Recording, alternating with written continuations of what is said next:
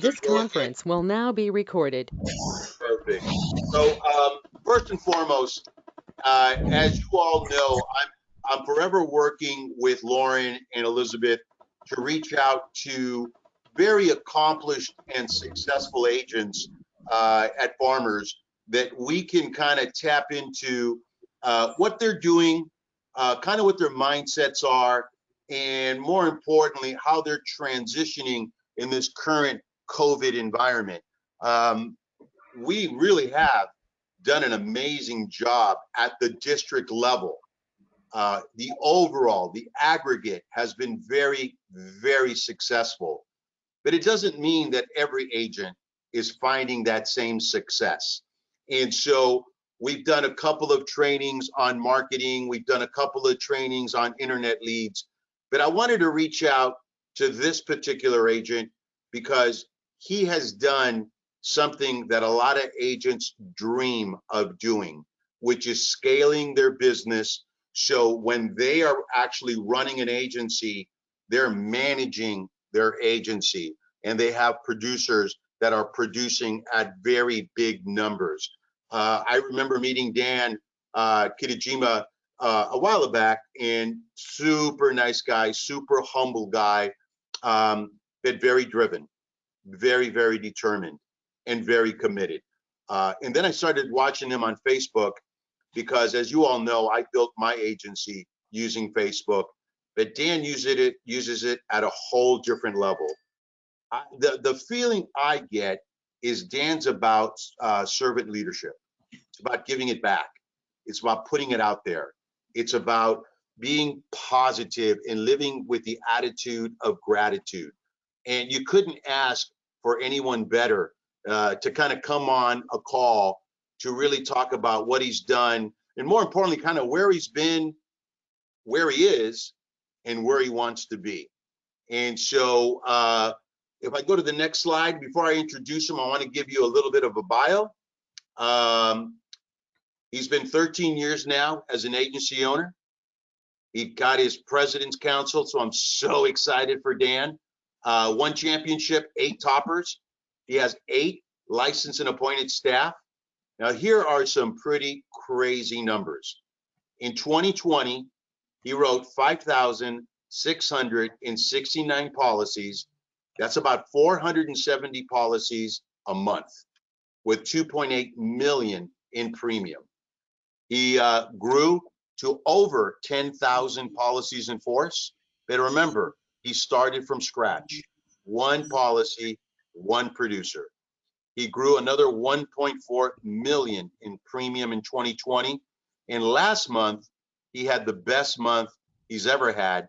In January, he sold 632 policies and $305,000 in new business premium. I read these numbers and I'm just blown away. But if you look at the right side of the page, that's the reason. This is a man who has built a team that has 8 licensed and appointed, basically agents, because when I talk with him, it's my agents that are licensed and appointed in my district are out there making it happen. So no, without no further ado, I'd like to introduce Dan Kitajima. Hi, Dan. Hey James, thank you How so are much for you? having me. That's doing great. Thank you for the intro. That was amazing. But thank you for having me. I'm really excited because I could really tell the passion you have towards helping out your agents. And I've admired you from afar too, from your social media too. So it's a full circle moment for me because when I was new, I saw how you were using Facebook. I'm really excited to be able to work with you. Thank you. I do want to just say, I mean, obviously it's about being able to connect with really valuable people, and I really like the aspect of positivity that comes from your page. But at the end of the day, the proof is in the pudding, right? We could talk about how goodness feels, how having that attitude of gratitude feels, and you get off the page feeling pumped and motivated. But if you don't do anything with that energy and you don't apply it to what you really truly believe in, you don't get the results that you get. And so, having said that, I took a post that you put on that talked about, if you can go to the next slide, it talked about what I've learned over the last 13 years as an insurance agency owner. And I want to pause there for a second, because you and I kind of started the same time. I started 12 years ago, you started 13 years ago. But I can remember, and I know you and I were talking about this morning, when we didn't even have a folio button. We didn't even know how much money we made for the month. We couldn't click on the way you guys have a folio tab. We didn't have that.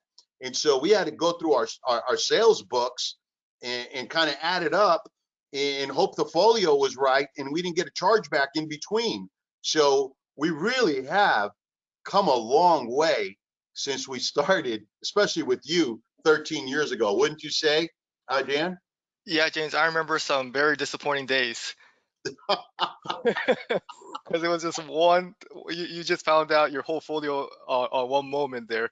So there, I remember there's some dark moments there where, like you said, chargebacks and whatnot, but not, where you don't expect things. It was really difficult to, manage your business and the cash flow. So we come a long ways now. I check it like 3 times a day now. Yeah, no, so do I.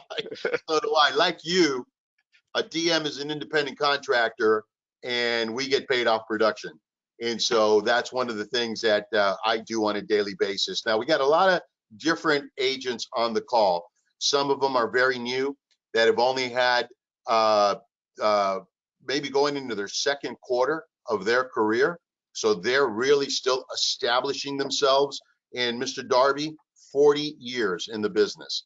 And so Mr. Darby is one of probably the most respected agents, because I know I have a tremendous amount of respect for him, and I want to thank him personally for getting on the call today. But it's really kind of, wow, what we did 40 years ago, what we did 10 years ago, what we did 2 years ago has really changed. Now, I want to talk about the word innovation. Let's go to the next slide. So, one of the things you talk about is invest in marketing. If you really want to grow over the 7-figure level, you have to be willing to spend the money on marketing. There is a direct correlation between your current marketing spend and your future revenue. So spend all your time, effort, and money on finding and developing the right marketing systems that work for you.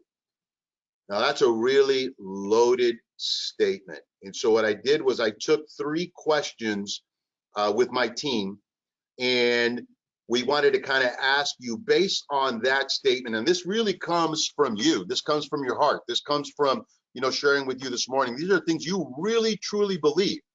So first question, what are some of the marketing strategies, and who do you use for internet leads? Yeah, thank you, James. So there's a lot of marketing strategies I have. Most of it is digital marketing, and when we talk about innovation and finding out what works for you, and this is necessarily what has worked for me, so it doesn't mean it may work for everybody, but I do believe everybody has to find some sort of marketing system that you're able to scale, meaning that, hey, if I spend $100 on this, I'll get this much. If I spend $1,000, I could get 10 times more. So a system or some type of marketing system, whether, so for me, I built my agency on internet leads. Okay, I would not investing as heavy as I am with that as I am now, but I'm spending a lot of money on different things such as social media. So I would say marketing strategies is a mix of internet leads and social media marketing. Who do I particularly use for internet leads? I have the most success through my history of doing this for 13 years with All Web Leads. That's the company that for the first 10 years really built my agency off of. Hometown Leads is also a good vendor too, that I had a good experience with. But really the whole point is whether it be, finding that, marketing system. And I know a lot of agents do a lot of different things, but spending money on it, whether it be, I'm not sure about telemarketing anymore. I'm not sure about direct mail anymore, but some agents do that. But I do know that the agents that do succeed in those different areas, whether it be telemarketing or direct mail or social media or internet leads, is that we just have to spend money on it, and I just wish there was a nicer way to say that. Yeah. But to be willing to grow your agency, and it just depends on your ambition and your risk tolerance. And there's a little bit of learning curve, and I feel like sometimes agents may be a little bit afraid to spend that money, and if it doesn't work out, because a lot of these investments we're going to make is not going to pay off right away. There's going to be a learning curve. There's going to be a system where you're going to try a certain vendor, it's not going to work out, you're going to have to try something else. And that's why, especially for newer agents, I wanted to really share that spending a lot of time, effort, and money on finding and developing the right marketing system is so critical, because once you have that, it just sets you up for the future a lot easier. Because without marketing, you could have the best producers, you could have the best office location, you could be the best salesperson, but marketing is what I really wanted to start off the conversation in when it comes to what I learned in the last 13 years. I love that, because it's really, we talk about that a lot. We look at quoting. Quoting tells us activity. Activity tells us opportunity. And then if you don't have any quotes to quote, then what are you quoting, right? If you're waiting for the phone to ring, like what used to work, I go back to 5 years ago when everybody, would put an ad in the yellow pages, didn't necessarily work on Google, and they waited for the phone to ring. Or if they have, referrals and they're waiting for someone to call them and say, hey, my cousin needs, car insurance. The reality of 2021 is you have to have marketing strategies. Now, we talk about 5 marketing strategies with all our agents. And today you just kind of shared with us 2 new internet leads companies that we can be tapping into that you obviously have had some success with. The second question is, how do you develop your system and cadence for working those leads? Well, it's a pretty simple system. I think one of the things that I could share with you guys that has really worked, and I think Apex is really helping us with this, is just automation. I think when it comes to internet leads, the misconception is that we just have to blow them up, like just give them a call, just call them like just ruthlessly and relentlessly. And I feel like that's a kind of a desperate way to start off a relationship. A lot of people don't really like being bombarded with phone calls. In fact, it's a little odd when when even my friend calls me like, why are you calling me for? It's more text messages. It's a more accepted way of communicating. Emails. So automation when it comes to emails and text is great, because hey, maybe you buy a lead and maybe they're not interested right now, but as long as they don't unsubscribe, we just keep emailing them. And having that automated is a great way to do marketing without that much effort once you have the system set up. So when it comes to system, I really believe in automation. I think that's a huge help. The cadence for working internet leads, so it's really a situation where even though we buy these leads and we'll give them a call first day, leave them a voicemail, and we'll give them a call the second day, maybe too. But I think what we want to put ourselves in a situation is when they're calling us. So, hey, we have their information. Thank you for requesting a quote. We'll send them some texts. We'll send them some emails. We'll keep doing that, and eventually in a situation, maybe down the line, they'll give us a call. And when they give us a call, that's really a much better, or this, because we bought the lead. Now we send them links to our social media, and maybe they follow us now. Just a lot of different ways to kind of develop brand within your agency, and then trying to get them to feel like they know you and for them to call you. I think that puts you in a much better situation to close a lead than desperately trying to get a hold of them and putting yourself in a desperation mode where they're calling you. It's a much better situation.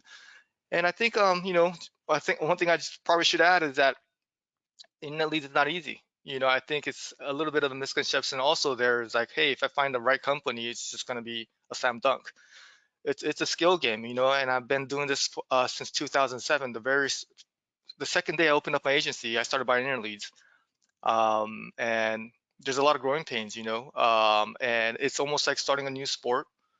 And it does make sense that certain people are going to be better at it, than others, and the people that are better at it have natural gifts. Maybe your voice makes a difference, but also persistence and perfecting your craft and just becoming a master of objections and just having the ability to sell is a skill, just like any other lead, but internet leads especially because there's a little bit more competition.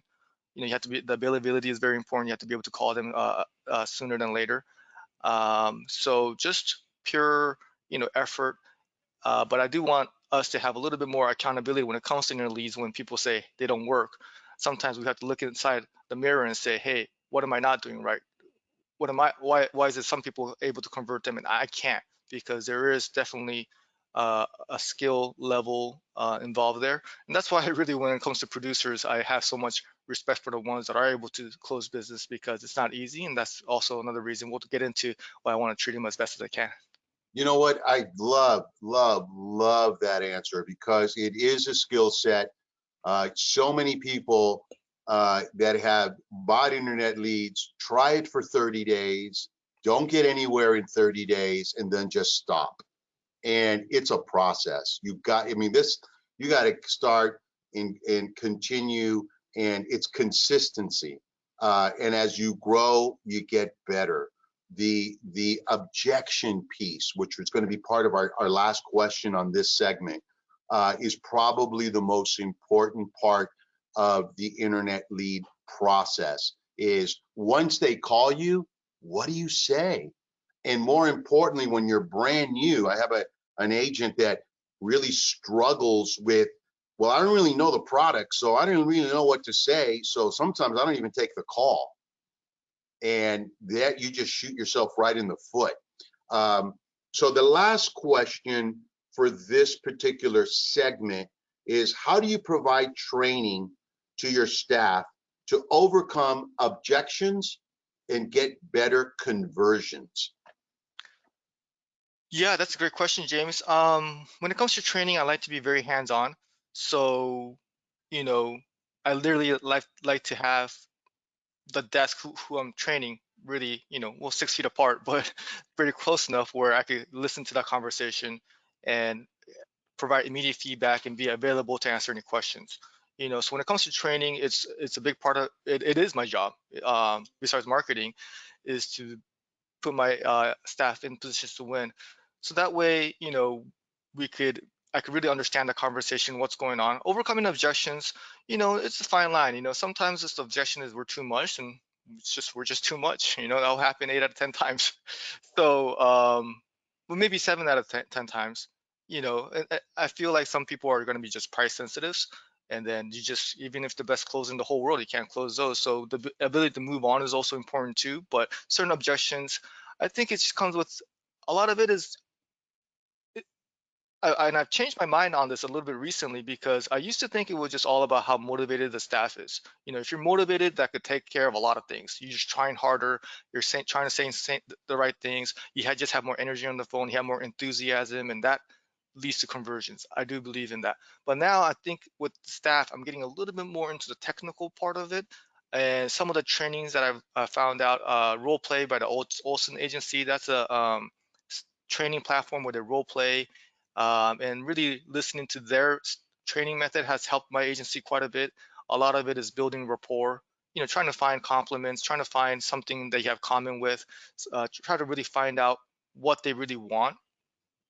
To be able to close somebody, we want to be able to understand what they're looking for and use that angle. So, it's just sales 101 things, but building rapport, talking about the discounts you're giving them, going over the coverage in detail, the advisory role, consultation, sales approach. Those are all things that, whether it's an internet lead or a referral, it's sales 101 that work.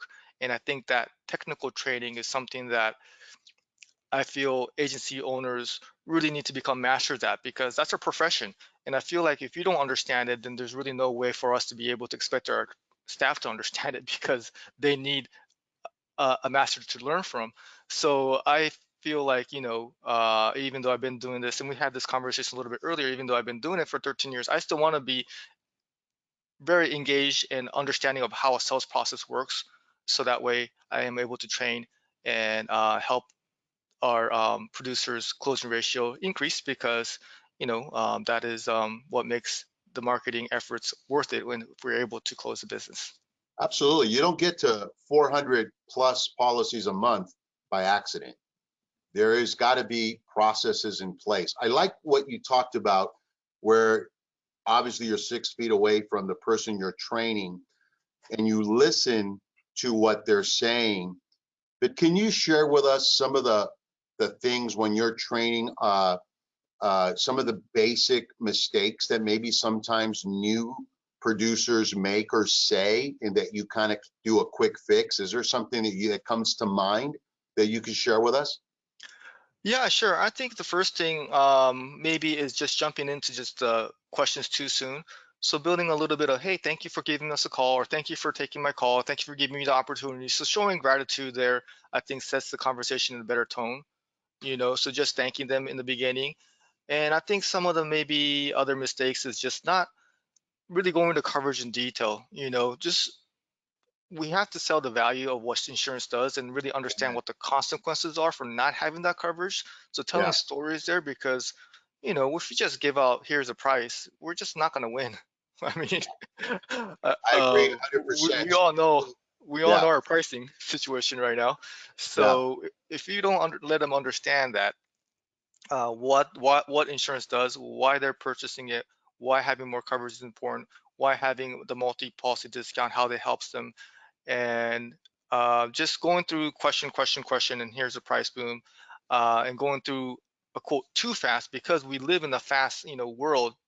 Going over it too fast is where I think sometimes, even though we feel like they're valuing speed and convenience, we have to still ask the right questions and put ourselves in a situation where they're taking a pause and letting them know, hey, this is important. We got to go over your coverage here, and setting up that mind frame, like, okay, let's go over the coverage in detail here so you understand what you're purchasing and you can make the right decision, because we don't want you to find out what you have after a claim. So some of those things where we almost, you know, in a weird way, this sounds really um, weird in a way to say it this frankly, but we're almost selling fear. yeah. No, I get it. I get it. What happens if you hit somebody and it's your fault? I mean, it all stems from. I used to tell this story. I still do to a lot of the new agents that are trying to get into insurance. Uh, you're driving down 680. You're going to San Francisco. Your phone rings. You don't have Bluetooth. You pick up the phone just to see who the caller ID is, because you want to be a good citizen and not talk on your cell phone. In the 3 seconds that it took to see who called you, 680 comes to a complete stop and you hit somebody at 40 miles an hour. You wake up, your kids are screaming, so thank God they're still alive. But all you see is the ambulance coming and a small baby of the car you just hit, and they're taking it off to Kaiser with a punctured lung. And the question becomes, how much coverage do you have? And 99% of the time, the people say, oh, I have no idea. You're selling fear, but that's a true fear. One of the things that I got from what you said is value. You got to sell the value. And in some instances, and we're going to be doing some training on this coming up here pretty soon, is you got to make it so the customer understands. Because if you talk in car jargon, insurance jargon, you know it, I know it, we live it, but the customer has no idea what liability and all this other stuff really means. So you don't necessarily need to dumb it down, but you got to use verbiage that they can understand. And I love what you say is, you got to sell the value, because Lauren has a beautiful saying, in the absence of value, price is the only consideration, and so that's good. Elizabeth, any questions that you see in the first deck that we can ask? Yeah, Dan, so it's not a question, but something really caught my ear when you were talking. It was about, okay, so you buy internet leads, and basically you're buying X dates a lot of times, because they might not close it right now, you can close it later. But you send them a link to your Facebook for them to like your Facebook. So your goal is to show all these prospects that you have in a pool what your agency is about. And that's how you're selling. Is that kind of how I understood it? Did I understand it Yeah, right? that's definitely one of the strategies. Um, but before we go into that, James, I don't want to like just move over that great story that you told. That's really what I'm talking. That's really a great, telling stories. I think of putting them in a situation where they could picture themselves in that situation. That's really powerful, James. And I think I might even start training my staff on that exact story, because that By was all means, man, I'll send you my bill. that was a training We session call right that there the for me. Frankie Ross story. That was powerful. But yeah, Elizabeth, yeah, a lot of it is getting them to know you, because once somebody feels like they know you, in this digital age, if you're just calling a lead and you're just strictly using your voice, even though that's powerful and some people just have the skill, once they see you, your picture, okay, this is who this person is. Once they see even some of your videos, okay, so we have, emails that go out, links to videos, text that goes out, links to videos, pictures, just multitudes of different things. Okay, so one of it could be about us, or one of it could be about a particular agent, or just having multiple things that go out. But once you get a situation where, and social media really helps with this, they feel like they know us, then the trust factor goes up, because they've seen us follow up with them with pictures and videos. Whereas if you're just cold calling, just really using their voice, we kind of get rid of that "who are you" process. So once they know us, and then they feel like they, if they don't know us, they can't trust us, right? So the first step is just getting known almost, and I feel like social media does a great job, helps us with that a lot.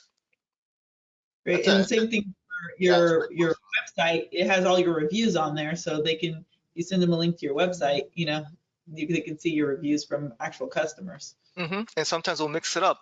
Getting reviews is really really great. And sometimes some of the email newsletters we send out are just about reviews, because one thing is that we could tell ourselves that we could tell other people that we're great, but it definitely builds a lot more.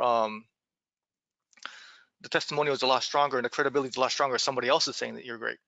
So getting reviews is huge in this world. People check reviews. People want to feel. People just don't want to do business with people they don't know, and if they know them and they're getting good reviews, that makes a big difference. So I incentivize staff when they could get 5-star reviews for us, because I feel it's very important. Well, I want to pause you for a second. We have an agent, a first year retail, that is just crushing it. His name is Surrender. And one of the things that he does is really incorporate his reviews. Even when he gets a good review, he'll forward it over to me. And he'll forward it over to Elizabeth and say, look what I got. Because he really utilizes that tool to help his customers understand who they're doing business with. In this current environment, that's gold. But I love how you incentivize your team to get these 5-star reviews. So not only do you get to utilize them as part of your marketing campaign, but you're currently putting a great price on achieving that 5-star rating, because it really does speak volumes to who the Kitajima insurance agency is. I love that. I think that's awesome. I hope everybody can take that away from part of this conversation. I think that's really good. Lauren, do you see or have any questions on this part of the investing and marketing?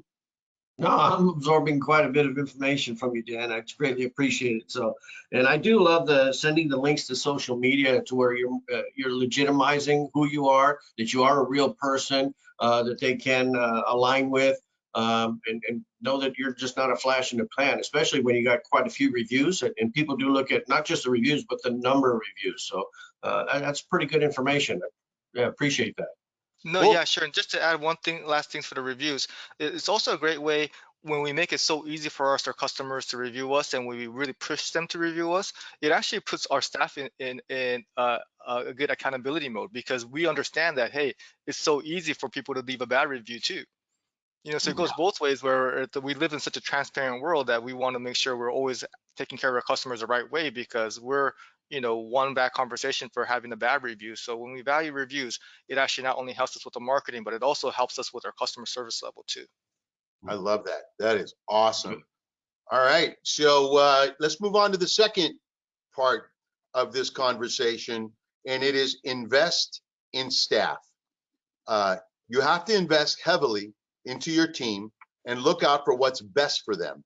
If you are thinking about only what's in it for you, you will end up with a very small agency. But if you are constantly looking for ways to provide more opportunities for them, naturally, your agent will become bigger over time. Now, this is, again, a concept that Dan put into play. And one of the 3 questions that I was able to glean from this particular comment is the first one. How do you recruit your staff, and what qualities do you look for? Okay, great. Yeah, because I want to look out for them, because a lot of times it's given to them, the qualities I look for is just great attitude and good work ethic. And I think one of the other things is just likability too, because if they're likable to you, then most likely they're likable to clients. And I think that's the secret weapon when it comes to insurance or any business, is that you just want to be likable, because who wants to do business with someone that's not likable? And you know, I mean, just to be frank, I think I just look for people that I like, because if I like them, then I want to help them, because let's face it, we're paying them and we're training them. A lot of it is like, I feel like it's a pretty good deal when I'm giving them the training, I'm giving them a pay, income. I won't want to do that to someone I like, and if that person I like, then I will work harder for that person too. And then I would look for new opportunities. Okay, I want to buy leads for this person. I want to make sure they're on a compensation plan that works out for them and that could really take care of their family with their income and provide them with a better future. So I think more than like skill or experience or anything else, I just look for people that I would like working with, because that makes I will enjoy coming into work more, and then I'll work harder for them. And then even though I'm giving so much, I feel like once you do give a lot to that, and then you wouldn't do that, you wouldn't work as hard, or you wouldn't think of opportunities, or you wouldn't really like stretch your imagination or even your budget for somebody that you didn't, again, the word like is Yeah. as simple as the word it is. So I just look for really people that I would feel like, hey, I would like working with, and I just have a very patient approach with them, because all the insurance stuff is going to come later on. Same thing with marketing too, but it's just I've learned to just have patience with them and really look at a long-term view. And I do also look for people that have the same long-term view too. Because some people don't have that. Delayed gratification is like a foreign concept to them. So if they understand that, because I understand that too, if the producer has, or the staff member has, a concept of delayed gratification, hey, I'm starting from the bottom, I have a low income right now, but there's potential in this agency and I'm willing to commit for the long term. Those are the type of people I really like working with. I love that answer, and like is a really big piece, because I mean, even from a DM's perspective, I got to build a team. I can't do it by myself. And so my longest employee is really my longest partner in my business, which is Mary. She's been with me over 11 years, but I've known her since kindergarten. That's great. Yeah, I Okay. literally went to school with her. She used to take my lunch money in the 3rd grade. And so even with that challenge, she's been with me that long. Elizabeth, 3 years now, recruited from Farmers Federal Credit Union. Lauren, I recruited him when I first became a DM because he used to work at Quick Learning School. He helped me get my license. I go, this guy's good, man. I wanted to give him the opportunity to come on board with me. These guys have been long-term people that have been part of my family, because I really consider them part of my family. Now, one of the struggles that some of these agents that are on this call have is finding good people and keeping good people.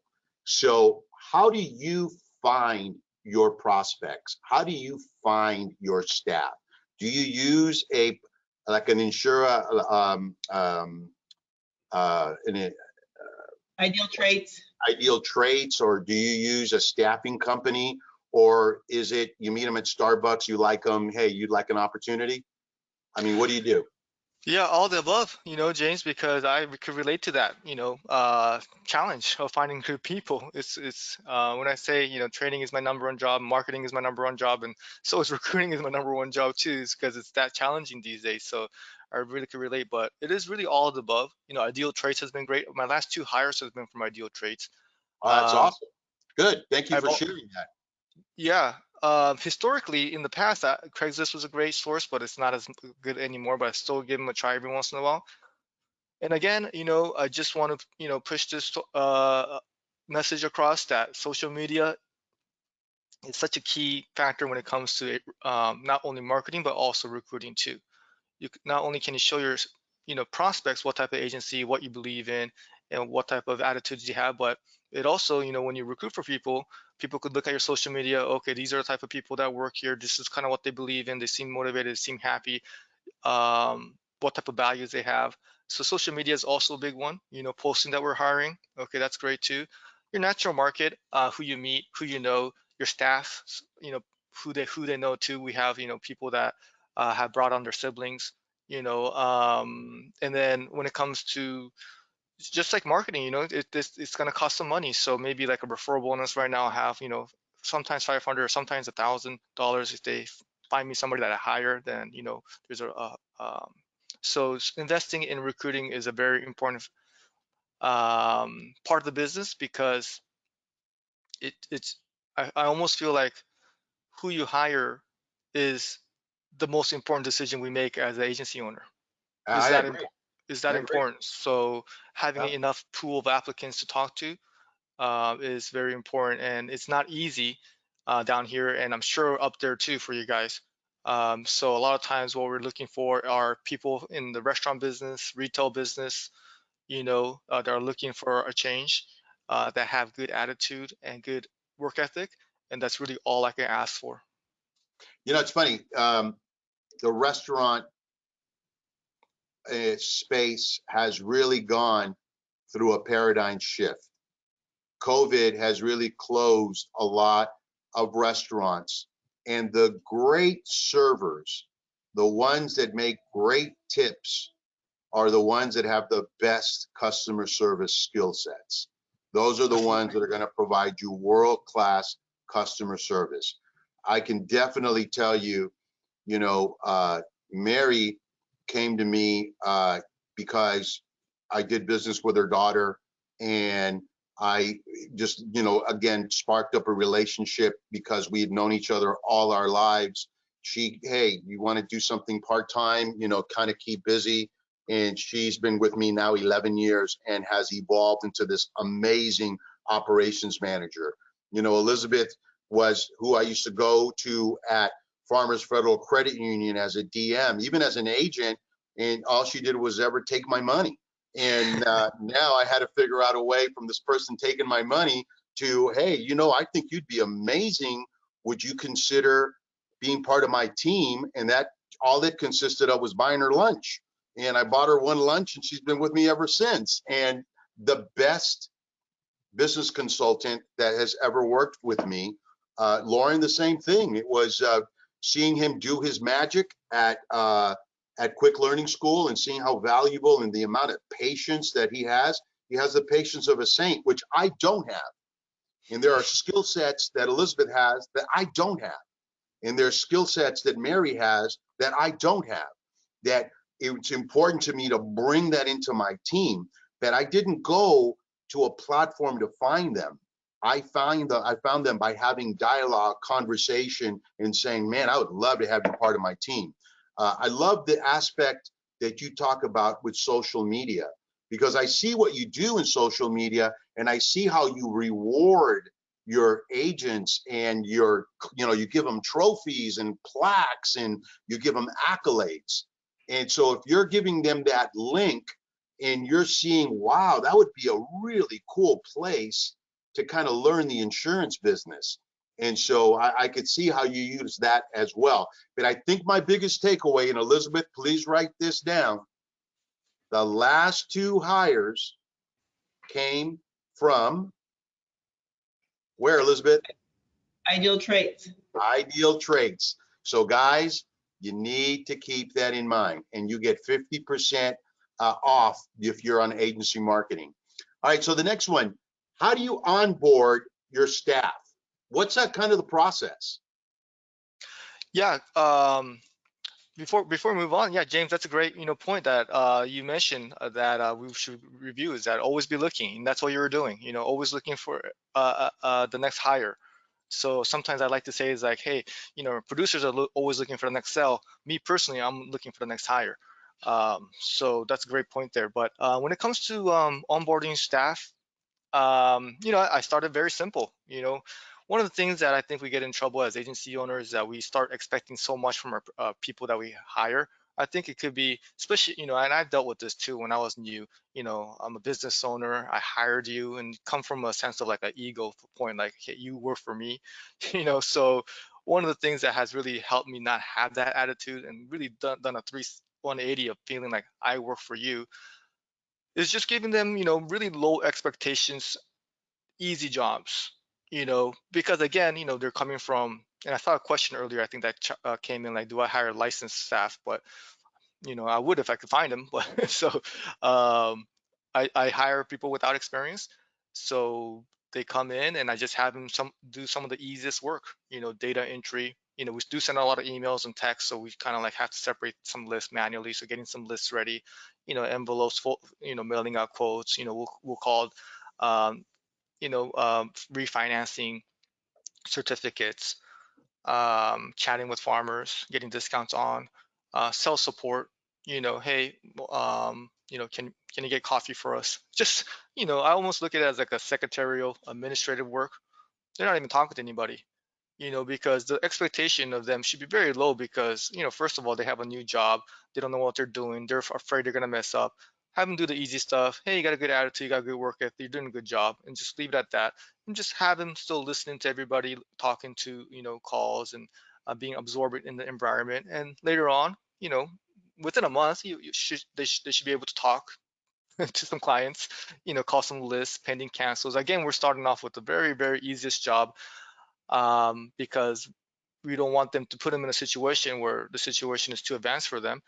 And then just, from there on, so clerical, administrative, secretarial to customer service. And then within 6 months, hopefully they'll get licensed. And once they get licensed, then they'll start doing some FFRs and trying to cross-sell policies and things like that.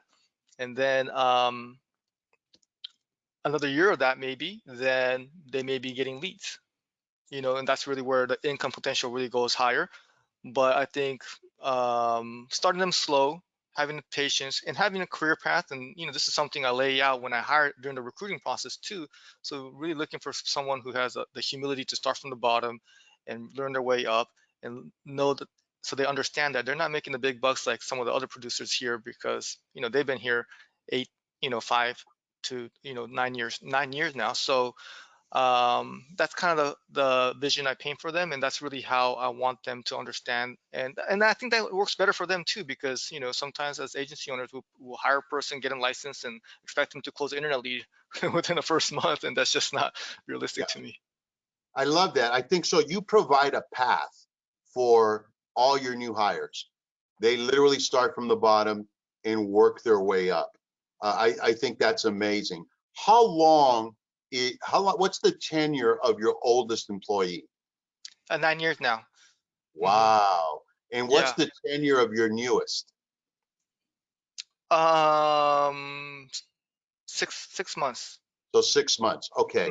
So you literally have a 9-year to a 6-month window of producers. In the end, when you start, what's the kind of the income that a starting prospect would make with your agency? So this Ballpark. is something I may have to revisit, because I'm, for 6 months, now that you mentioned that, I'm like, wow, I haven't had a hire in 6 months. We're trying so hard. I've actually had some that didn't work out. So, so when they don't work out, usually it's for a short time. But and this is something I may have to revisit, because maybe this is why my recruiting efforts isn't working so well. But I start out at $15. $15 an hour. And then Yeah. what's your top producer make? All in. Yeah, Now last that year they've she gone she through the made. training, they've learned how to do internet leads, they got their own cubicle, they're knocking out leads, they're rocking and rolling. What can a person in that position in your agency expect to earn? Well, I'm really proud to say, last year she did over 100,000. Wow, that's So awesome. Yeah. and she started right in the middle of a recession. She started at $11 an hour. Single mother. I mean, I could.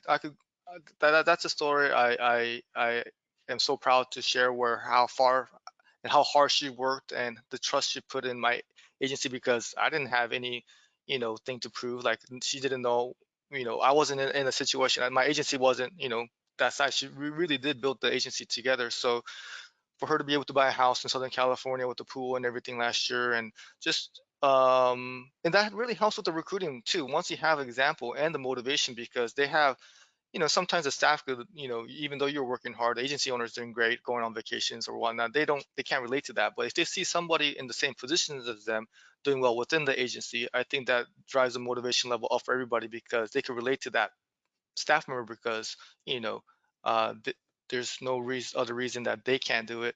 But that is something that also helps with the recruiting, but motivation. But it's also almost like a necessity these days. Like in Southern California, there's mortgage companies. There's just a lot of sales jobs that are really rewarding, and insurance sales is not easy. So we have to kind of reward our staff members who are able to close, because they're very difficult to find.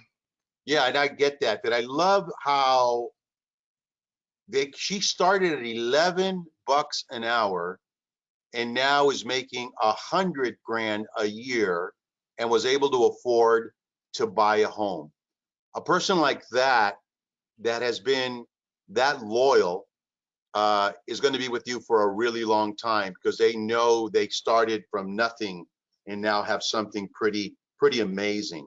And I think that's the power of a great, not a good, but a great agency owner, is that empowerment, which takes me to my last question. What do you do to empower your team? I think that's really, when I look at your Facebook posts and I see the awards and the plaques and the accolades, that's kind of where I want to work, right? How do you empower your team? Kind of like, what's the thing? What's important to you?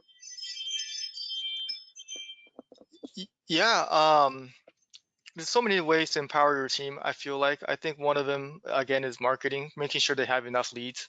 Because obviously they're on a performance-based constant compensation plan, so they're on commission.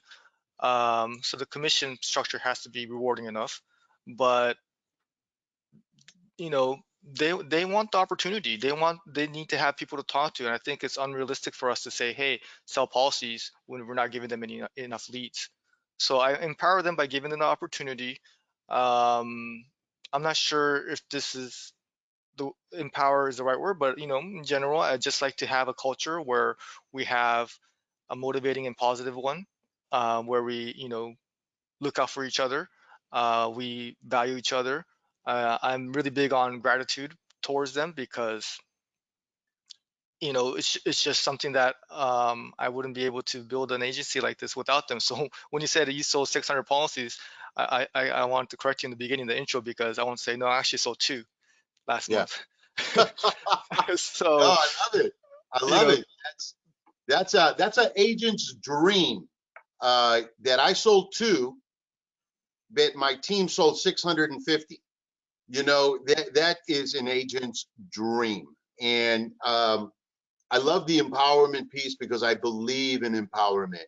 I believe in, absolutely embracing your team members and allowing them to grow, because you gotta surround yourself with really good people. mhm. This was a really good, this was a good deck. I like this one. Let's go to the third one, Elizabeth. So here's one that, really, not the new agents will get this. The tenured agents are the ones that kind of struggle with this. And it's keep innovating. I wish it was like the old days and you can cruise and live off your renewals. But again, if you want to build a larger agency, the work never stops. You have to keep innovating and adapting to be able to market in today's world, and to keep up with the speed the world moves nowadays. We have to always take massive action, like it or not. That's really a very powerful statement, because whether you've been doing this for 6 months or 60 years, the only thing constant is change. And the reality is, if you don't change, you get left behind. And so I think some of the questions that my team and I gleaned from this was, at what point did you decide you needed to innovate? Yeah. At what point? It's constant, I think. Like I said, the second day, the first day I started my agency, I sold my own policy. I didn't have insurance at that time because I knew I was going to start my own agency. So I was like, okay, let me sell my first policy. I'll wait till then. So I was kind of driving without insurance for a couple weeks. So I sold my own policy, and then, my parents, God bless them, they started their policy with me too. That was like 2 cars and one house. So and I felt like I had a great day. The Yeah. second day I came into the office, yeah, I was feeling really good about myself. The second day I came into the office, there was literally no one to talk to, and I just wasn't used to that. So I started buying leads there. So I think from the very second day, you know, thank God there was Google, because I just typed in how to get insurance leads, and these companies started coming out, and I started, just I think the one of the things that I want to share is that, to have the humility to lose money, not to be able to risk it. I think that's something that I feel like has helped me, trying different things and always looking at trends, what's coming. I kind of saw that, hey, people are going to prefer, speed and convenience, and the digital information is going to make it where people expect to get multiple quotes easier, and the retention maybe not be as good in the future as it may be for older clients. There's just a lot of things that I just, not that I could foresee it, but I could kind of see a trend. And I just saw that, hey, people are going to be on their phones all the time. People are going to be on social media all the time. People aren't going to be picking up, cold calls. People aren't going to be going through their mail as carefully as they used to. Just, I think at what point,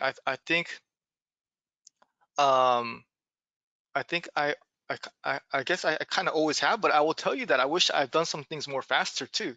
When I saw things that, like, hey, this is working better than this, and this is the world that the world is going, I even feel that I didn't innovate fast enough at certain points, where I didn't go all in on certain things that were working, because I felt like some things that were working, I was scared to move on from that. So I feel like the trajectory of my career could have gone even faster if I was used to changing faster. So now, from those lessons, I feel like I'm changing faster now. But one of the things I just want to mention is that one thing that hasn't changed is that, is just putting in the work. As far as work ethic is concerned, that is something that I want to be humble for a lot of things. But when it comes to work ethic, I feel like, I'm very confident in the consistency of the hours I put in when it comes to, searching things, searching up YouTube videos, figuring out how to do automated email, just emails and texts and all these things that get sent out, and just um, training them, and just, because everything we we talked about is not easy. It takes a lot of work. So that's just something that I just want to share with you guys, is that even though it is a lot of work, it is a lot of money spent, marketing, staffing, it does pay off. That's just one thing that, now knowing what I know now, I even almost wish I would have put more money into staff and marketing in the past. I would have been in a different situation, because in the beginning, you're not sure if it works. So I just want to tell you guys from experience that the hard work, the investing, and things like that does pay off. Does definitely pay off. I'll tell you, because I know how hard I work to find success in our district. My team knows how hard I work, because I have a lot of energy, and I exude that energy with my team, and I, for the most part, always stay very positive, because I live in positivity, and like you, I believe in the attitude of gratitude. But mine is a full-time job. Elizabeth and I were here on Saturday, prepping for a very long day yesterday. Lauren and I talk in the evenings, and on Saturday and Sunday mornings, because this is just what is required as an independent contractor. I'll tell you guys from experience, because I love how, Dan, you talk about the work ethic. You get what you give. You put in 100%, you're going to get 150% out. You put in 80, you're going to get 30. And this is a business that requires your utmost maniacal attention. because it's a business that can really pay you huge dividends if it's built right. So I just stated that was a great answer, man. Thank you. Second question, what are some of the innovations you've invested in? I know Apex, we talked about it this morning, but you already had your own version of Apex before Apex even came. You found that success because you realized you had to have an internet management system put in place. But can you share with the team, or actually with the people, what you shared with me this morning, that even though you don't use Apex as much because you had your own system, you have to have something like it? Yeah. Yeah, so even though I don't use it, I really recommend because using it if you don't have a system, because we have to have, emails, you bind these leads, you want to have emails get sent out, text sent out, and then for it coming from a corporate, looking material, I think that's great. But for me, MailChimp is email software I use. I could just at any given moment, if I feel like it's a little slow right now, I could just, send out 10,000 emails. Someone's gonna call, so emails marketing is MailChimp. Simple Text is the texting platform that I use. Very similar to Zipwhip, but I feel like it's a little bit user-friendly for me. And I've been using them for years, so I just haven't changed when these new things that Farmers has given us, which we should definitely take the opportunity to look into if you don't have anything set up. It's basically the same thing, but I just feel like the systems I have are just more customized, and I just don't really have the, if it's working, then I just don't want to change it all into, what's given us. But I think it's great that Farmers is looking into a lead management system. Lead management is really important, but I sometimes feel like agents spend a little bit of time on lead management when maybe the issue may be lead volume. So it's a combination of spending time on both. And just a lot of automation software. Zapier helps out a lot with kind of connecting things with texting and emails, and when they buy, they take it off the list. But I don't want to get too technical here. Yeah. But technology is going to help us, and we just talked about, James, this morning. I was just thinking about it. 12 years ago, we could only check our folio once a month. 12 years ago, we couldn't even check our folio. There was no button for the folio. I had no idea how much money I made. Oh yeah, it just we found out when we got paid. Exactly. Yeah, exactly. You found out when you on the first of the month. So it is amazing how much Farmers has transitioned in my very, very short decade of doing what I do. And I got to tell you, I love what I do. And it just is something that I have to say. I absolutely love what I do. I love working with agents. I love working with my team. I love helping agents build their business. The word love is thrown around very randomly, but I can tell you now, I love what I do. And so you got to love this business. You really, truly do. You got to embrace this business. You got to know that you get what you give. And when you give to this business and surround yourself with good people and have that inquisitive nature of, if you don't get it, ask. Don't be afraid to not ask, because the only dumb question is the one you don't ask. And so at the end of the day, when you watch a guy like Dan, who started by selling his very first policy to himself, then selling his second policies to his mom and dad, and then walked into work and had no one to talk to. So what does he do? He Googles internet leads. That's 13 years ago. Now you fast forward and you're averaging 450 policies a month, amazing amount of premium. But now it's, how do you manage that process? How do you maintain the process? And if I'm listening to Dan, is constantly looking to improve it, to make it better. And I think the most important takeaway I got is, how does he make it better for his team? Because when his team is happy, he's obviously happy. When his team is growing, he's growing. When his team is winning, he's winning.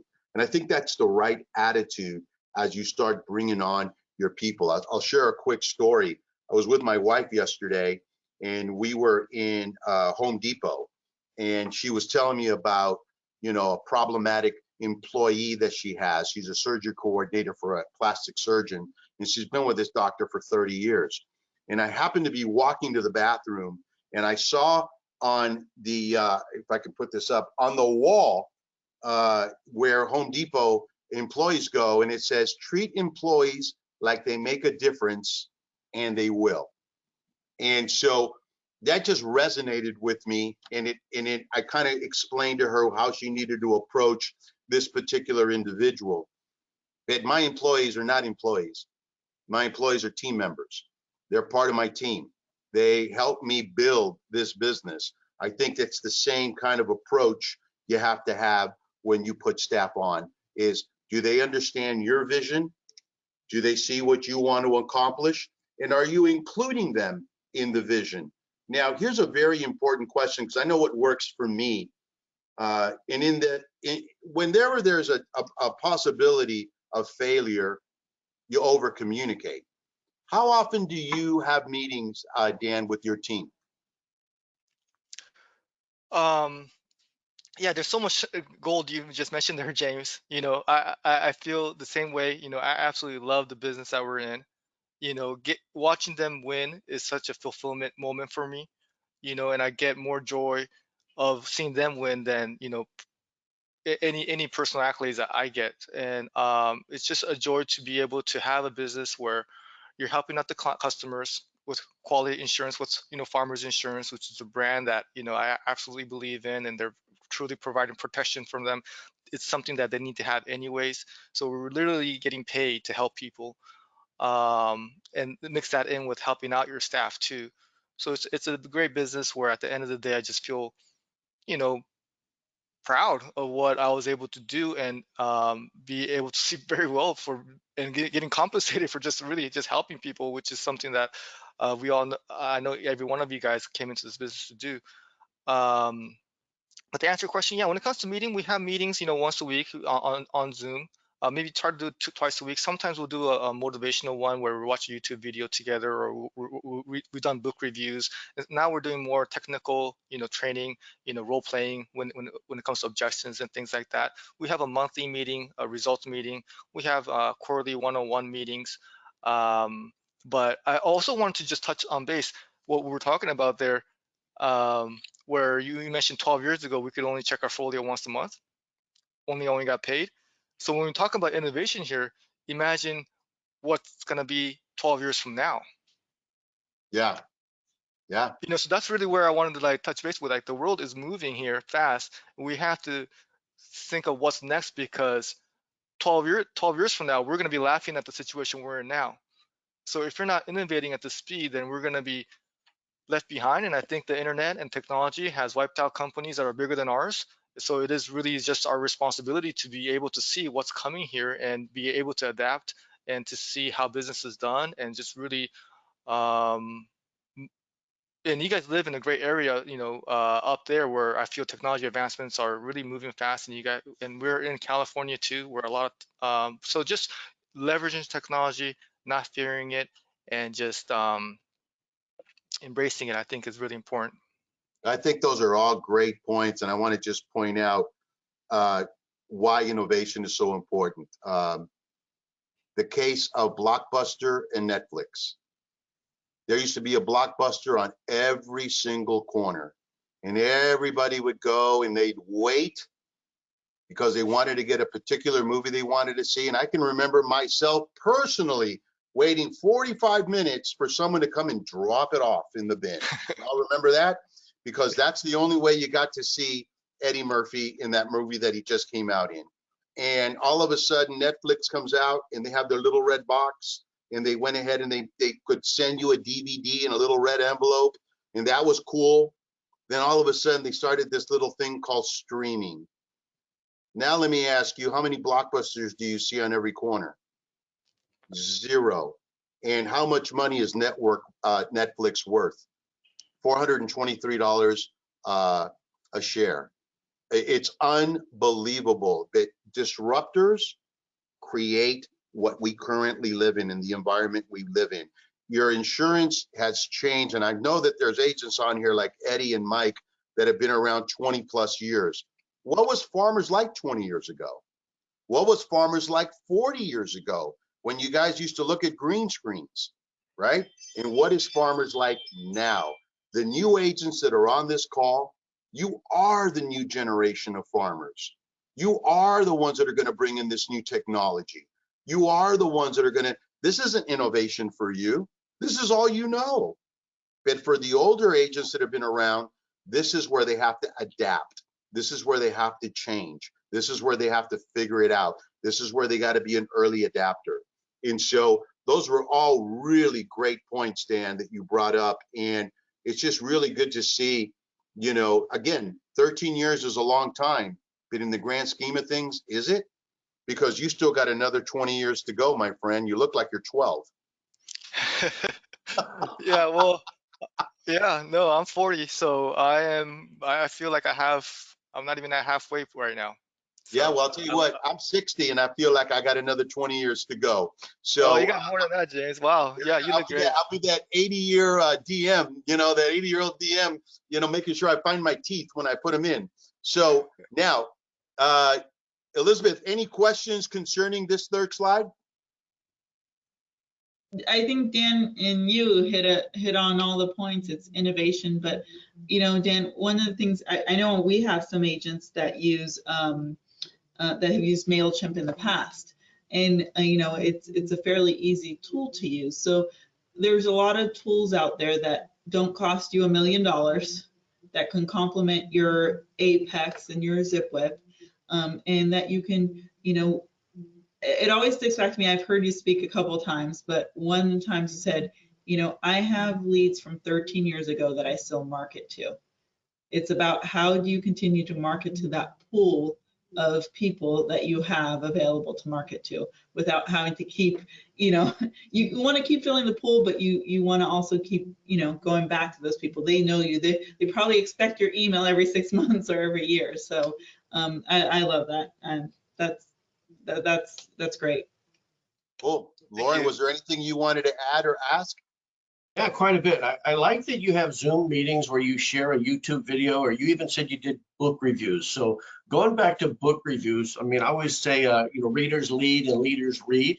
What type of books do you guys share, or is there? Can you give us like 2 books that maybe had the most impact in you in building your agency? Yeah, sure, Lauren. Great question. One of them is the 10X Rule by Grant Cardone. You know, it just really helped us understand that we have to take massive action. Just we have to work extremely hard and to really think bigger too. And I think producers, it's even though the book it really helped me out understand that how big of an opportunity we have in this world.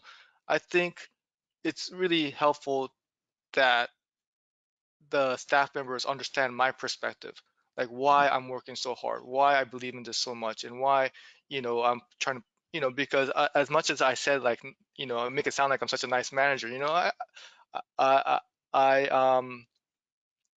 am also very driven and motivated. So I push them sometimes, you know, I'll challenge them to get better. So them to understand, you know, my perspective as a business owner, that has really helped us understand the big picture of what opportunity we have. Also, we read some same author, Grant Cardone, Sell or Be Sold. So that's more of a sales book, you know. So it's not insurance specific, but you know, sales. Again, it's a sport, you know. And like Elizabeth was mentioning, the Mailchimp, you know, how you design an email. These are all skill that you can get better at. So even though if you have the same tool, internet leads, we could be buying from the same place, using the same, you know, Mailchimp's platform. How you present things, what you say, that's really where the rub is. That's what makes the difference. So my obligation as an employer is to give them the training they need to win. So sales, first of all, getting them motivated is what the 10X Rule helped us with.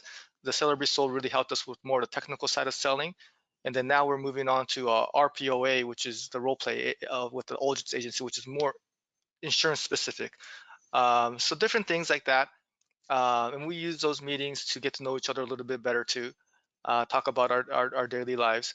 and what we have appreciation of, what happened this week that we're, grateful for. And that really helped us get through the COVID times, even right now, because, a lot of the media was so much negativity, and hey, let's look at the bright side, let's look at the positive side, let's look at the opportunity, and really have a mind shift and make sure we're on the same page, because that's really where it all starts. That's a great answer. I did want to ask you, in March, God, almost a year ago, when COVID hit, and a lot of agents, when we had a shelter in place, and I know LA was really hit hard, how did you transition your operation to remote? Well, James, I was actually really one of the ones that was, well, me personally, I wasn't really going as remote as fast as other people did. We work in a big building here, 16 stories, and we were only one of the few ones that still were coming into work. We were spreading each other out, because I did feel like having it, I thought it would be tough for certain people to work from home, because even myself lose motivation, discipline from working from home. So, but we have done that. 2 people are working from home right now, so it's a little bit of mix. But we didn't go all remote. Got it.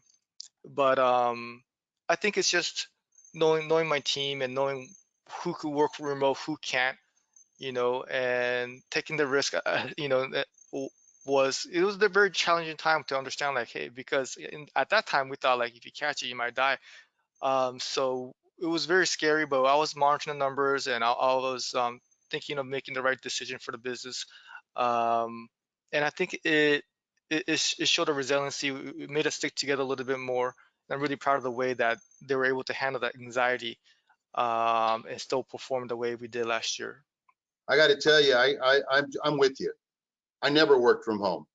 I Right. always came to the office. I figure with as much money as I pay for rent, I'm Yeah. gonna use this goddamn office. That the Exactly. reality was that I had my team working remotely, and now they started to slowly come back. I have Elizabeth here, I have Lauren here, which makes it's nice because I'm not talking to the walls. You know what I mean? I'm actually talking to people. That at the end of the day, we got to be safe and we got to do the right thing for our team members. But I like that you have always had that very clear focus on what you needed to do for your business. And it obviously shows. January, you had the biggest month that you've ever had, over 630 policies. What do you attribute that to? Why do you think you were able to just hit it out of the ballpark?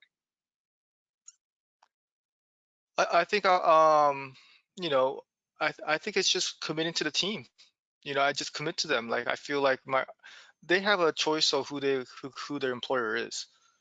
So when they chose me as their employer, I feel it's my obligation to be like, okay, well, you chose me to trust me with your financial future. I better bring something to the table for that responsibility. So I think obviously it's a team effort, because we need 8 or 9 producers to hit those type of numbers. So to committing to them individually, I think is the key, because once you commit to them, then you're gonna stretch your imagination, like I talked about earlier. Like, okay, how I'm gonna put them in a situation to win, Yeah, and really selfishly making sacrifices of, like, hey, there's a certain amount of income my family needs, but above that, it's above that, I just put it right all back into the business. I You love know, that. um, That's awesome. That's awesome. there, and it's not like I have a very miserable lifestyle or anything like that. I have plenty. I have you know kids, and I have a nice car, and I have a nice office, and a I've wife seen that's that M3 competition, buddy. thank you. So, uh, you know, I mean, I still have ambitions, but it's not like I need to have, all this money just for myself. Like, what good is it in the bank? So it's like, just put it on to my employees, giving them the opportunities. I would love to hire more people so I could help out more people. But I think, to answer your question, I think the way we were able to do that is because I committed to them. I love that. That's a great answer. And I think that You know, we're obviously going on an hour 20. This was supposed to be an hour, but man, it's great conversation. Really feel blessed that we can have these conversations, especially with such a, you know, successful agent such as yourself. And you're kind of opening yourself up and really putting yourself out there. And man, I can't tell you how much I appreciate that. I want to go ahead and opening up to questions. You guys are all muted, so please feel free to unmute if you have any questions for Dan. Anything you want to ask him?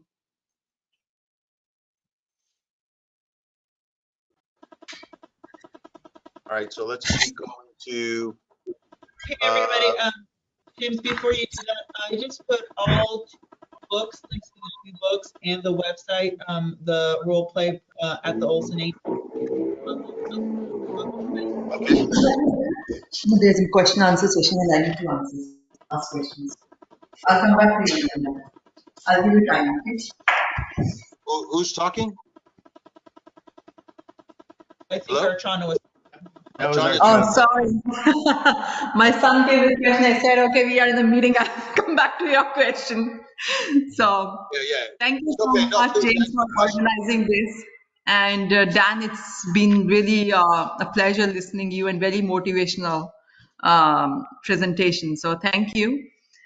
I definitely want to take an opportunity from you to learn about the staffing part of it, because right now that's the biggest hurdle I'm facing in my agency. The first people that you hired, tell us about that experience. Do you recommend them to be licensed, or should we take people who are not licensed and then coach them? I'm struggling a bit there, and any insights you can provide there.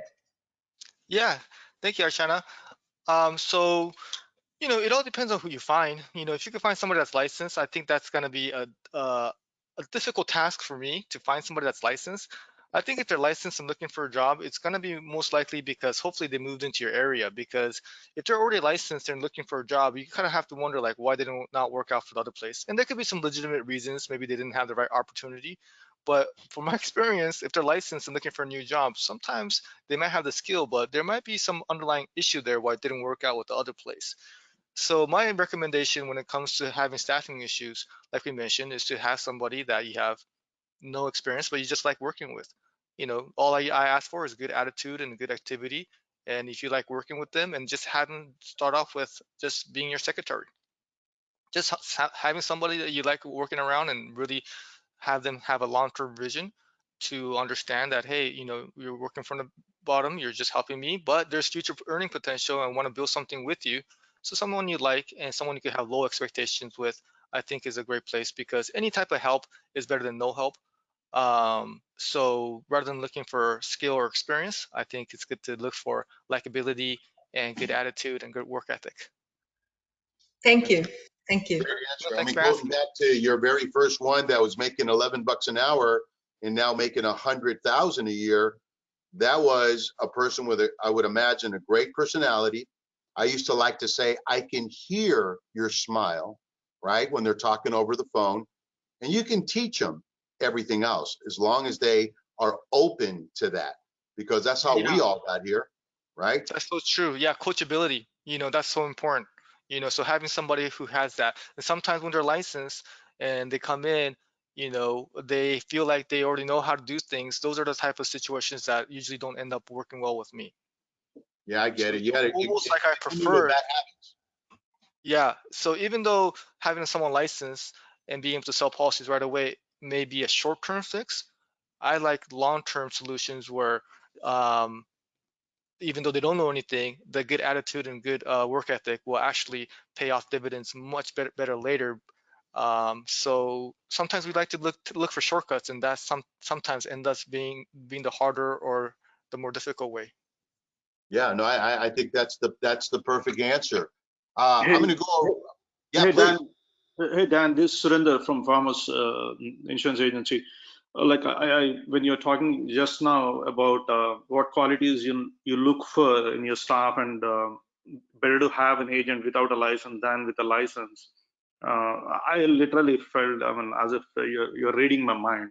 And I exactly had the same experience with the staff who have license, and when you hire someone with a license, they feel they know everything, and then they want to do their own way, and they're not very adaptable. Probably the higher expectation. Yeah, you hit the nail on the head. I completely agree with you. Thanks for sharing that. No, yeah, thank you. Thank you, Surrender. That's awesome. So Surrender, I don't know if we're on. Oh, sorry, James. I was going to say, I don't know if we're on early surrender, but one of the places that, you know, we were talking about recruiting is restaurants, because the restaurant industry is really being hit hard right now. So I think, you know, we're so used to looking for people in the insurance industry, but the restaurant industry that's being hit hard, they have customer service standards, and a lot of them, especially if they've worked for a chain restaurant, they do have sales. Absolutely. No, I agree. That's a good idea. Appetizers or something like that. So. Let me just make it very clear. Is Mary good at what she does? I think she's phenomenal. I found her in the kitchen in her daughter's house when I went to go sell her insurance. Is Elizabeth good at what she does? I think she's phenomenal. But I found her at the bank. That's where I used to get my deposits and make my withdrawals. Is Lauren good at what he does? I think he's phenomenal. That I stroke up a conversation with him at Quick Learning School and make sure I put his number in my cell phone. And when I became a DM, I pinged him and said, hey, I'd love for you to be part of my team. Well, how do we make that happen? That's how I recruited these 3 people that have been with me for a really long time. I didn't go on a website. I didn't go on a job board. I didn't do any of that.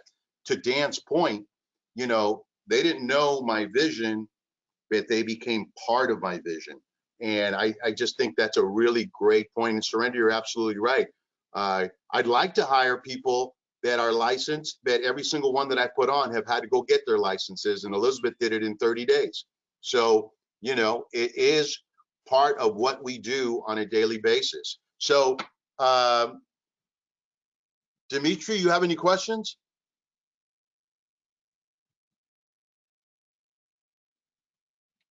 Okay. Brother Eddie? I'm good. You're good? Okay. Brother Eddie, any questions? No, I don't. I just want to thank Dan for coming on, and I thank your team, James. This is what I need to hear, even though, unfortunately, I only caught the last half an hour, but this is the kind of encouragement that I need. You're welcome, brother. And I'm really proud of you, Eddie. You've done an amazing job. Eddie, how many years have you been an agent? 28 and a half, something like that. 29 years, going on 30, and still looking to innovate and grow and do the things that you need to do in order to be successful. So thank you for getting on the call. I really appreciate it. My pleasure. Thank you. All right, Frankie, any questions that you want to ask? You're on mute, buddy. Hey, Dan, quick question. Just wanted to say that I thought it was an excellent presentation. A lot of very usable information to supplement the things that you're doing, James, but outstanding presentation, very down to earth. I really appreciate it. Thank you. Thank you very much, man. I appreciate it too. So a quick question. You said you sold 500 policies in the month of Jan? 600. My team did. Oh, okay. Like, and you said you have 9 producers? Yes. Oh, okay. Wonderful. Thank you. Yeah. So it's definitely a team effort. So when people say I sold, yeah. Without a team, you can't scale, of course. Yeah. And just so you know, Dan, that's Surrender's goal. He wants to scale his business so big that and I'm not being funny, I'm not being facetious, and I applaud Surrender because that's where he wants to grow. The same thing with Archana. They want to build it so they're knocking out 300, 400, 500 policies a month. So that's why this was such a great presentation, because it's talking to someone that's actually done it, right? So I love that. Jessica, any questions?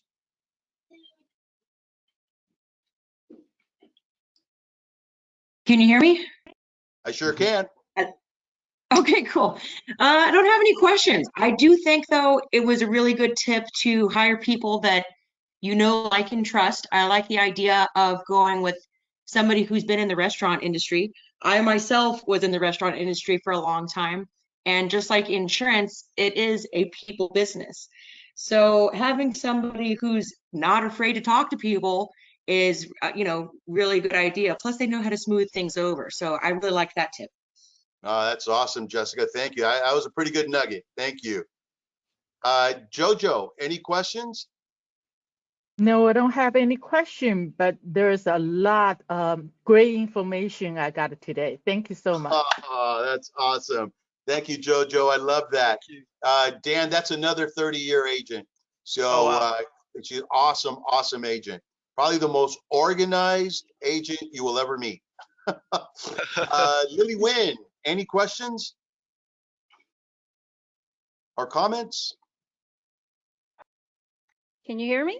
I sure can. Yeah, I just want to thank Dan for the presentation today. A lot of valuable information that I'll take back to my agency. Thank you very much. And thank you for getting on the call, Lily. I know you're always busy because you're always knocking out business, but man, I'm glad you were able to participate today.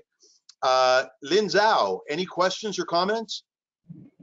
No, I just want to say thank you very much for this great opportunity to have this experience here. So I think I know that moving forward what I should do. Thank you very much. Thank you, Lynn. I appreciate you participating. Mama Bear, anything you want to ask? Any questions? Any comments? Actually, yes, I have a question for you. So going back to the staffing, I know a lot of the agents, that's one of the issues. One of the reasons they decided to join, also because of the leads, online leads, etc. But the staffing, dealing with ideal traits, how long is the process? About how many applicants do you normally go through until you feel comfortable, or are there any tips and tricks you can, give them? I know you said as long as you like them, they have a nice personality. I also am a believer in, the voice coming over the phone. Is it a pleasant voice? If you're having a bad day and your voice conveys you're having a bad day, that's not going to be a good conversation. So can you just give us a little background about your staffing, how you go about staffing? Yeah, sure, Mary. That's a good point. And then our time is valuable, so I like to also make the process efficient as well. How many applicants I go through, it kind of depends on the agency's need. So at this very moment, it's not like I'm desperately trying to fill a role. I'm just looking for the right person. So I'm not in a rush to hire somebody, which is a better situation to be in when you're rushing and you have to find somebody and you're not really that convinced, but you just bring somebody on because you're in a desperate situation. That's why recruiting always is such an important situation, because you want to do it before you have to. But I think ideal traits really helps with kind of getting their personality, but more so looking at what type of answers they have when they ask questions. So even if they fill out a form, I still like to email them back and forth, just some simple questions. Hey, what motivates you? And see how they write. Because, let's face it, some people, they just don't know how to write professionally. And I think nowadays, the written communication of how you email people, how you text people is very important. So I just want to get a sense of how they write. Because that's a great tip. That's a great tip. Yeah, exactly. Thank you. And then, if they could write professionally and they get they're put some thought into their answers, then I'll ask them to give me a call, and I'll purposely won't pick up. I think I have a voicemail right now that I'm going to check after we get off this call, and I want to see, how they can leave a voicemail, because another thing we have to face is that, how you sound over the phone is critical. So I don't want to take the time to talk to somebody or set up an appointment, or even worse, have somebody come into the office and find out they can't write or they can't speak at that point. So I want to make sure they could write and they could leave a professional voicemail, and their tone of voice is, if they're selling a callback, because a lot of times I'll get a voicemail and I was like, that just didn't sound enthusiastic enough or interested enough, or there's just something where the voice I could tell wouldn't be able to and then not that they're going to sell policies right away, but their voice is their voice, and something that I'll feel I could get a pretty good insight, and not that that's everything. Even if they don't sound great, I could maybe I could coach them to sound like, hey, let's sound a little more enthusiastic. So it's not everything, but it still gave me a good picture. In certain situations, they just sound so bad, I wouldn't even call them back. I'll give them a call back. And that phone interview is very important, like you said, Mary, because again, what we do in this business is so important, how what they sound over the phone. So that's a pretty good indicator of how what type of conversation we could have, and see if they're really interested in insurance in the long term, not just so they could, have a job while they finish their nursing degree or something like that. So I just really wanted to see what their mindset is. They like helping people. Some of those things I look for. And then if that works out, then we go into a Zoom schedule, so now it's, we set that up. And then by the time they come into the office, it's like 90% done. Because I just don't want to spend the time of having people come in and like awkwardness. I'm like trying to cut the interview short, but it'll be too short because sometimes I'll have an interview back in the days where 5 minutes in, it's like this is not going to work out, but I just feel so bad if I have this person leave right away. So just for efficiency reasons, I like to do those three things: is have them email me, have them call me, leave a voicemail, then have a phone discussion, then do a Zoom conference. So my staff knows if someone's coming in, it's pretty much done. That's awesome. And Mary, first of all, that was a great question. Great question. The flow that you yeah. have is excellent. Yeah. Totally. I have one other question for you that I have not heard from agents and that I always hear regarding online leads. You say you're putting a lot of money into leads, etc. My first question is, how many leads do you actually send back and why? I don't actually know the exact number to that because my staff kind of handles that. But if they're wrong numbers and they're legitimately wrong, they'll ask for it. But we wouldn't abuse that too, because when it comes to the lead volume that we purchase, we want to have a good reputation with them too. It's a relationship. They're our partners, so we're not gonna request leads unless we know. So I feel from what the conversations we've had, they've told me that we actually request a little less than average. So I don't have a great answer for you as far as what's the percentages, but if they're bad numbers, then we need to request them. Okay, so if it's a telephone number issue, something like that, but if you're not able to get a hold of them within the first, let's say, week, you're not sending those leads back, correct? That's correct, because we just don't have proof, I would say. So sometimes I feel like, we're giving them the benefit of the doubt, but getting a credit on one lead, getting that approved or not, is not gonna take too much of my attention. Whether if I spend this much and if I get, I'll look at the ROI numbers and kind of, audit lead companies if they're doing good or not for us. Those things, the big picture things I'll look at. But if they didn't return this or return that, so we will only ask for returns if you know for sure it was bad. We couldn't contact them. And sometimes even if the email address is right, there's actually some value in that too. So that's something that we don't do as much maybe, and don't spend that much time in looking back and seeing if it's approved or not. Gotcha.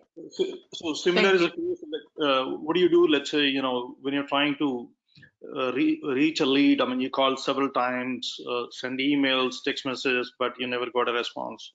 So I guess even in that case, you cannot claim a credit, correct? That's correct. Yeah, that's how I look at it. Yeah, that's the one that you just keep working until they, they either buy from you or they tell you, hey, take me off your list. Yeah, and then a lot of times we do that by just emailing them, texting them. I think that's just a much better communication method that the prospect prefers. We prefer to call them and answer, but that's not what they prefer. So what I try to always think is, what does the prospect want? They'd rather get an email and call us when they want to. And that's kind of how insurance is in general. So we want to follow up with them in a non-pushy way, but a consistent way, and to try to build brands, show us our pictures, show us our links to our reviews, and maybe there's a chance that they'll eventually give us a call, and we have to be aggressive, but also look at the unsubscribe number. So, and then the frequency. This is all, math and just data and intuition of understanding, putting myself in their shoes and seeing how I would like to be contacted, what type of wordings converts, what type of copy converts. So these are important skills moving forward when it comes to digital marketing now. So, like, does your team send out a quote to the customer right away as soon as they get the lead, or they first try to contact the customer? Both. We'll call them as we get the lead, but doing the quote at the same time. So if we don't get a hold of them, then we'll leave a voicemail. If the quote's not ready, we'll leave them a voicemail that, hey, we're getting your quote ready. We'll give you a call back when it's ready. And then, if you have all the necessary information to work out a quote, then we will call back with that quote, leave it in their voicemail, and email it as attachment as well. So, so as soon as you got the lead, you call a customer, and the customer is on the phone now, but you have not yet quoted. I mean, at that time, I guess you collect the information from the customer and kind of tell them that you get back to them with the quote within the next few minutes. Is that what it is? If they pick up, then we'll say, hey, thank you for filling out, thank you for requesting a quote. I'm getting a quote ready for you. Just want to go over your coverage and your discounts. So we'll try to build some rapport while we're doing the quote. Right. So if they're on the phone, you don't want to lose them and say, we'll call you back. If they don't pick up, then we'll say, hey, we're preparing a quote for you. We'll have it when it's ready. So it gives you another reason for you to call them again. So they may listen to the voicemail. Okay, he's going to call me with the quote. Yeah, we do almost all of the above. We call them, email them, text them with the quote, without the quote, all different types of different things to see what works for them. Dan, thank you for sharing on that. In Surrender, we're going to do some training. Did you have you said you had a good experience with the agency, hiring agency, Ideal Trades? Yes. My last 2 hires. Oh, okay, good. And that's next week's training. We've got a agent that's going to be discussing that a little further also. So. Yeah, we're going to talk about with an agent who hired 6 of their staff through Ideal Trades. Wow. And we're also doing some training, Surrender, on a 1-call close and a 2-call close that we're getting from Vlad. So that's going to be really good as well. Real quick, Phil, do you have any questions or comments? Yeah. Can you guys hear me? Sure can. Okay, perfect. Hey, Dan, thanks again for taking the time out of your day and joining us on this webinar. It was really good. I really enjoyed it. I have two questions. What motivated you to get into the insurance business, and what were a couple of your early on struggles, and how did you overcome that? Yeah, sure. What motivated me? Well, first I was involved in an accident, and I totaled out my Civic when I was in college, and the insurance company at that time took care of me, and so I think I saw the value in insurance. It was a pretty scary accident. I totaled my car. I was a bad driver, had a Civic. The insurance company took care of me so well that I was able to get a Accord. So I was like, oh wow, this is there's value in insurance. And then truthfully, I think just to be frank, I think the money did too. I did pretty well selling sneakers, and that was a commission job. And I just believed in like, hey, if you work hard, you should be compensated more than somebody else. So I just wanted and I just loved baseball and basketball, like stats and things like that. So I just knew I just wanted a sales job. So the money and believing in the product, I think that's what motivated me to start in the insurance business. Some of the struggles I think in the beginning I probably had was, I think having ambition is great, but in the beginning I think my ambition was high, and as you guys kind of know, this business takes time to develop.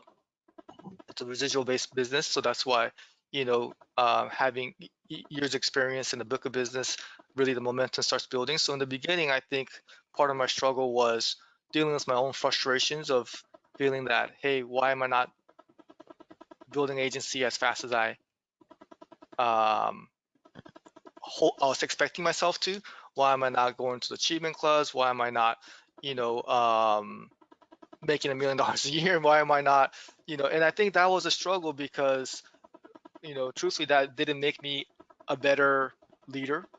I was frustrated with myself. I wasn't happy with myself. I was frustrated. So maybe I was, not as nice to my staff as I am today. And I actually, when it comes to, closing business, I think I wasn't as good at selling or customer service because I was just frustrated. So that was some of the struggles I faced early on. So sometimes having too high of an ambition and not having patience is what really, really hurt me back then. But once I figured out, hey, I'm still young, this business takes time. And once I valued patience more, that's when I felt like, okay, well, this is normal. This is going to take some time. I'm just going to enjoy the process. I want to treat people good because I'm happy with myself. And once I figured out the blending in the patience with the ambition, that's really when things started going better for me.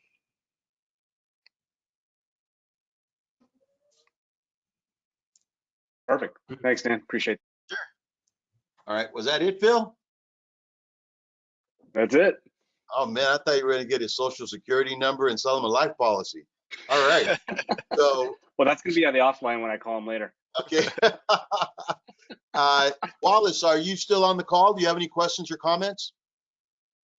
Yeah, I'm here. Yeah, I'm just listening and absorbing it all. But thank you, Dan. It's been really uplifting. Yeah, just a quick question.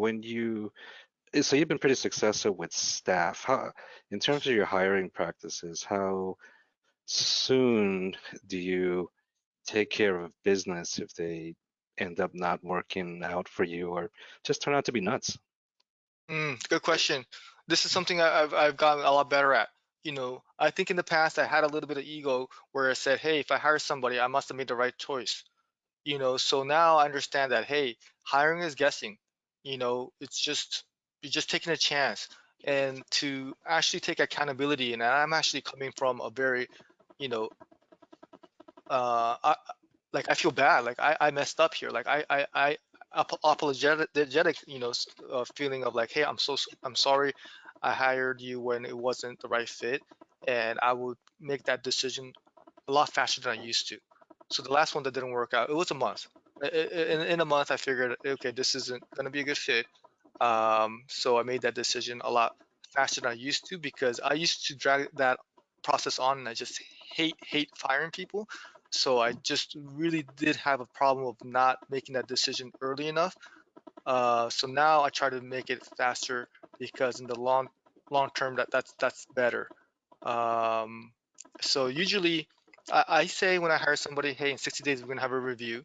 I'm thinking of going 30 days now, and even though hiring and guessing, I feel like I've gotten better at it. But especially when you're newer, I think you have to give yourself some slack and say like, hey, I'm taking some chances here, but if it doesn't work out, then I take more accountability, and I feel horrible for that person because I honestly shouldn't have hired them when I should have, So I feel bad, and I not mad at them, or I just don't fire them in a rude way or anything like that. I just say, hey, I'm sorry, I messed up here, and try to end it in a civil way, but faster than later. That's it. Yeah. Got it. That's very helpful. A lot of people struggle with conflict, and that's a very conflictive situation when you have to terminate someone. And plus, you have to be really careful what you say and how you say it, because it comes back as they come get you with wrongful termination or take you to the Department of Labor. And so again, Dan, thank you for your honesty. I mean, that was really big. That's a great question, Wallace, and great answer, Dan. Wallace, anything else? No, I think I'm going to check out all these other websites and some of that. I've heard of Grant Cardone. I've been wanting to read that one for a while too. So yeah, good, inspirational stuff. Good. Megan, if you're still on, do you have any questions or comments? No, I'm good. Thank you. Okay, good. Well, I think that concludes our training. I mean, listen, I just want to say thank you so much, Dan, for taking the time, carving out almost 2 hours of your very, very busy operation to help. There were 24 people on this call, so you really did make an impact today. Elizabeth, anything you want to add? Thank you. Thank you for all the insight. Thank you for your honesty and for putting it all on the table there for us together. Great. No, yeah, no, thank you, Elizabeth. Lauren, anything you want to add? Again, I wanted to say thank you again for taking time out of your agency to give us some nuggets of useful information and just sharing your story with us. It's greatly appreciated. So thank you. No, And, thank you, Lauren. Dan, who's your DM? That's Jim MacGyver. Okay, gonna send him a nice little email letting him know what you did for us. It goes a long way since you're now in PC, and it's all about being the ambassador for farmers. I know how I felt when I became President's Counsel, and it's just the most amazing feel. I wish, you know, you're gonna just love, if we ever get a chance to kind of go out and still be able to celebrate President's Counsel after COVID, but once you get to your PC, my friend, you are going to absolutely love it. So I thank you from the bottom of my heart for everything you did for us today, and I am forever grateful. And anything that I can ever do to be of service to you, please let me know. Okay, great. Thank you, James. Well, thank you so much again for having me on. I could just, you know, feel your energy of wanting to help your agents. I think that you guys are blessed to be in this district and a leader with like James. And I had a great time talking to you guys. You know, it helps me put my thoughts together when I ask these questions. So it's a great opportunity for me to, find out what works in this business by just talking about it. So it was a great conversation. I really appreciate all your guys' questions, and wish you guys the best moving forward. Thanks, Dan. Guys, have a great day. Thank you. You guys. Thank you. Thank you. Bye. Thank you. Thank you.